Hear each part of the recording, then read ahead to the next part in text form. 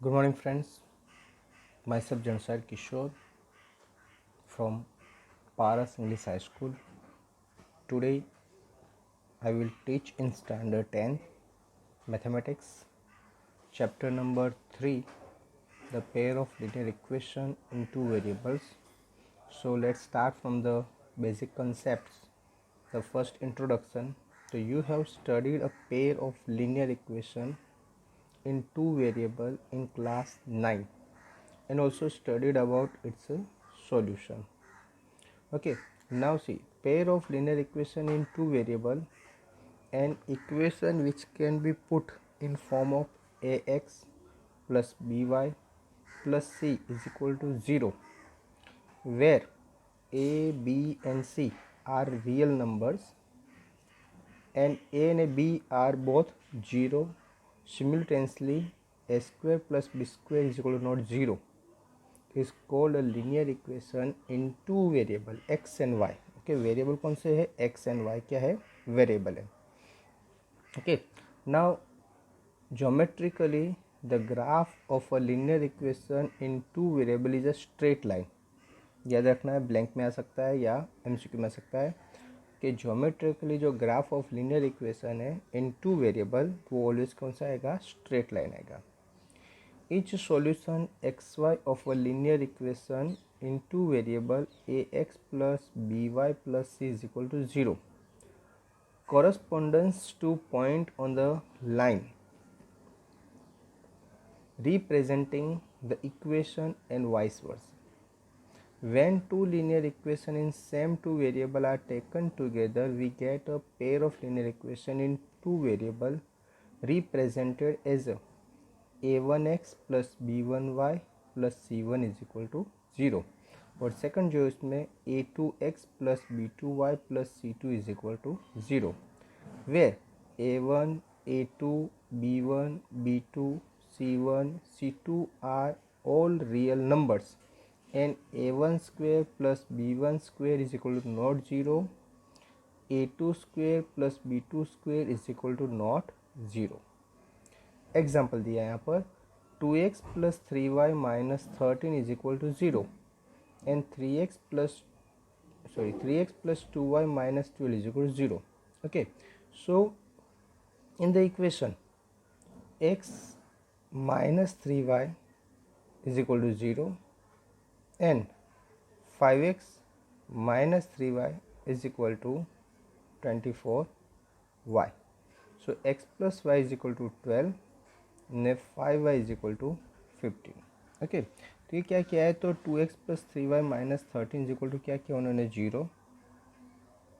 Okay, उसके बाद क्या किया कि 3x plus 2y minus 12 is equal to 0. एक ये एग्जांपल दिया है. दूसरा जैसे एग्जांपल दिया है कि 3x minus x minus 3y is equal to 0, 5x minus 3y is equal to 24. और इस तरह थर्ड एग्जांपल दिया है कि x plus y is equal to 12, 5y is equal to 15. Okay, to draw a graph of linear equation in two variable was taught in class 9. Now we draw the line representing a pair of linear equation in two variable on the same graph paper. In each case, one of the three possibilities mentioned below can arise. Two lines will intersect at one point. In that case, the equations are said to be a consistent and the point of intersection of the lines gives the unique solution of the pair of equations. Two lines will not intersect, they are parallel. In that case, the equations are said to be inconsistent and they have no solution. Two lines will be coincident. Example, both the equations are represented by the same line. In that case, the equations are said to be dependent and consistent and they have infinitely many solutions. तो जो अलग अलग जो graph है, कितनी line होती है, equation को किस तरह से सॉल्व करना है, तो उसके बारे में हम सीखेंगे.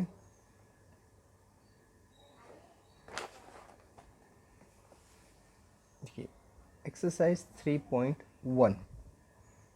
Aftab tells his daughter, 7 years ago, I was 7 times as old as you were then. Also, 3 years from now, I shall be 3 times as old as you will be. Isn't this interesting? Representing this situation algebraically and graphically. Now let's see. Let the present age of Aftab be x years and the present age of his daughter be y year. तो आफ्ताब की जो as है suppose करो कि वो x year है अभी, और उसकी जो डॉटर है उसकी क्या है y ईयर। अभी क्या बोला है कि 7 ईयर्स एगो यानी 7 साल पहले की बात है। 7 साल पहले यानी जो आफ्ताब की एज अभी जो है x, उसमें से -7 करो तो उसकी डॉटर की एज भी क्या हो जाएगी -7 होगी। तो x -7 year as the age of his daughter was y -7 year. दोनों को आमने सामने लिख दो। अभी बोला है कि सो द गिवन फॉर्म क्या था कि 7 ईयर बिफोर की बात की है कि 7 ईयर बिफोर ही वॉज कितने time 7 times. 7 year ago I was 7 times as old as you were. तो यह क्या होगा कि आफ्ताब की age x -7 is equal to 7 bracket में y -7, क्योंकि ये आफ्ताब फादर है डॉटर है तो डॉटर की एज फादर से क्या होगी कम होगी। ओके, तो ये y -7 उसी साइड क्या होगा 7।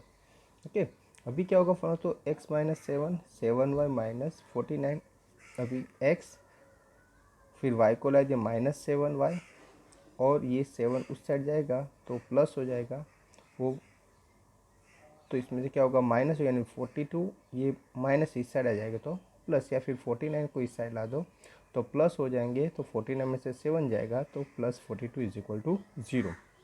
ये इक्वेशन हुआ आपका 1। Now similarly 3 year from now, अभी से 3 साल के बाद की बात है, तो आफ्ताब की x+3 और डॉटर की y+3 तो कितने हो जाएगी 3 time. So according to given data x+y is equal to 3 और y+3। अभी इसका फॉर्म होगा x+3 is equal to 3y + 9, y minus इस साइड आएगा तो क्या होगा प्लस हो जाएगा तो x - 3y, 9 भी इस साइड आएगा तो माइनस हो जाएगा तो 9 में से 3 जाएगा तो -6 इज इक्वल टू 0। ये हो गया आपका सेकंड इक्वेशन। अभी ये दो इक्वेशन हो गए हमारे पास, इसको सॉल्व करते हैं। Third equation x - 7y + 42 is equal to 0 और सेकंड है x - 3y -6 is equal to 0। Represent given situation algebraically। 2. Represent the given situation graphically. We draw the graph of both the equation। तो x - 7y + 42 is equal to 0, तो y क्या हो जाएगा कि 42 y है -7 उस साइड जाएगा तो क्या होगा +7 हो जाएगा। ओके, यहाँ पर क्या बचा था 42 + 7 और ये 7 को नीचे यानी डिवाइड 7। अभी क्या करनी x की वैल्यू रखनी है। जैसे यहाँ पर x की वैल्यू 0 लिखी तो 0 यानी 42/7 हो जाएगा तो 6 आएगा।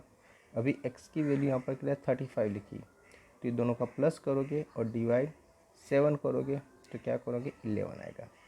सेम थिंग यहाँ पर है x - 3y -6 इक्वल 0, तो यहाँ पर y रखा है, y उस साइड गया तो x - 6 डिवाइड क्या होगा 3।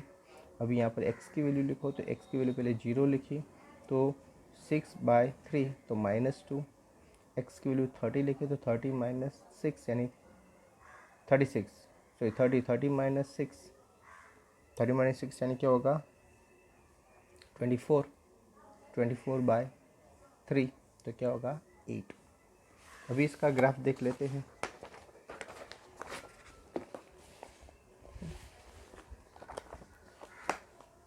ये उसका ग्राफ है, ये x एक्सिस है और ये y एक्सिस है।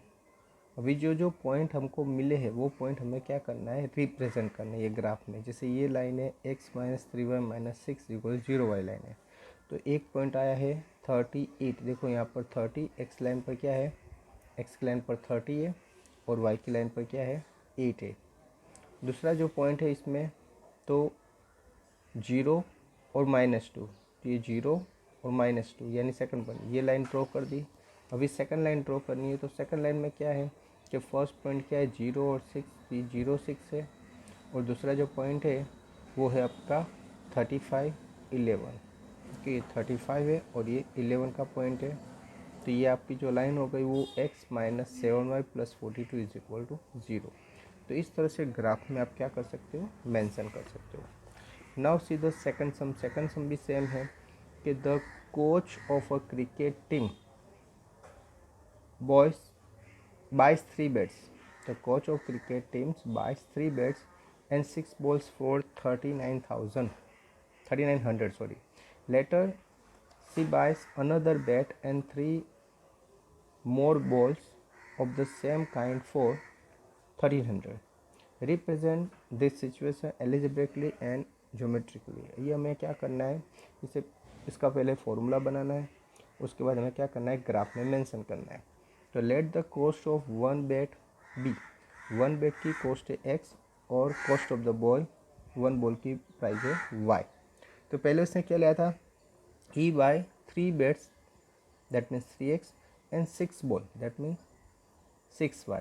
दोनों का price how much he paid, 3900 that means 3x plus 6y is equal to 3900।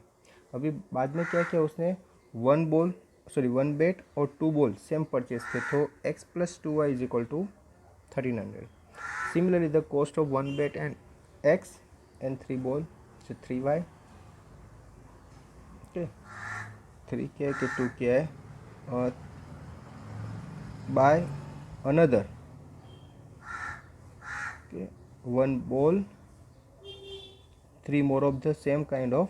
तो उसने सिर्फ another bat and 3 more balls, तो यहाँ पर 3 बॉल्स। ओके, तो यहाँ पर 3y।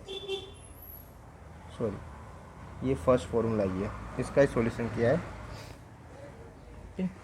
ये जो उसका सॉर्ट आउट किया है 3x प्लस 6y इक्वल 3900, उसको क्या किया सॉर्ट आउट में कि 3 कॉमन लिया है, तो x plus 2y equal to 1300। अभी सेकंड बनाना है हमें कि उसने वन बेट यानी x और 3 बॉल यानी 3y, एक दूसरा फॉर्मूला बनेगा यहाँ पर, तो x plus 3y is equal to 1300।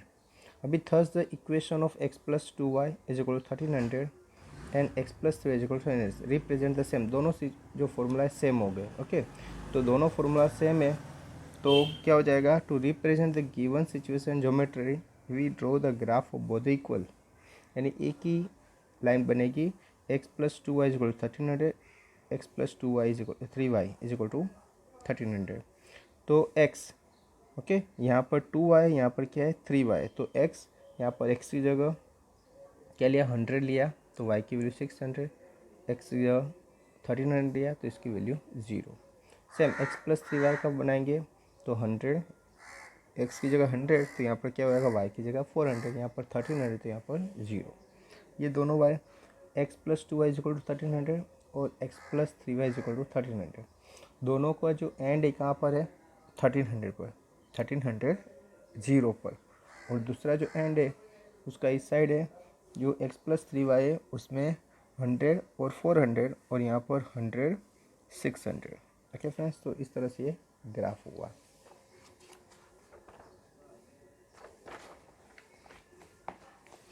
Same thing third है, तो यहाँ पर दिया है कि the cost of 2 kg of apple and 1 kg of grapes, 2 kg apple और 1 kg grapes on a day was found to be 160। Okay, तो 1 kg apple की प्राइस सपोज x करो और 1 kg ग्रेप्स की प्राइस क्या करो y। यहाँ पर 2 kg एप्पल और 1 kg ग्रेप्स लिया, यानी 2x plus y is equal to 160। Okay, after a month, एक मैंने बताया cost of 4 kg of apple, 4 kg यानी 4x और 2 kg ग्रेप्स यानी 2y, तो 4x plus 2y is equal to उसके पे कि उसने 300, तो हो गया 300। Represent that given in situation. अभी फर्स्ट है 2x plus y is equal to 160, तो उसका x और y, x की जगह क्या लिखा 0, x की जगह क्या लिखा 0, तो यानी y की वैल्यू कितनी हो गई 160। x की जगह हम 80 लिखेंगे, तो y की जगह क्या हो जाएगा 0। Same thing 4x plus 2y is equal to 300, तो x की जगह पहले 0 लिखो, तो y 150 आएगा, अभी y की जगह 0 लिखो, तो x की वैल्यू 75 आएगी। ओके, अभी इसका जो ग्राफ यहाँ पर मेंशन किया है वो ग्राफ देख लो कि यहाँ पर x एक्सिस और ये वाई एक्सिस।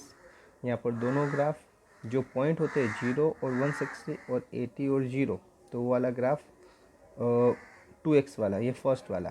ओके, तो यहाँ पर x में कितना है 80, तो y क्या है 0। यहाँ पर x की वैल्यू कितनी है 80, सॉरी ओके,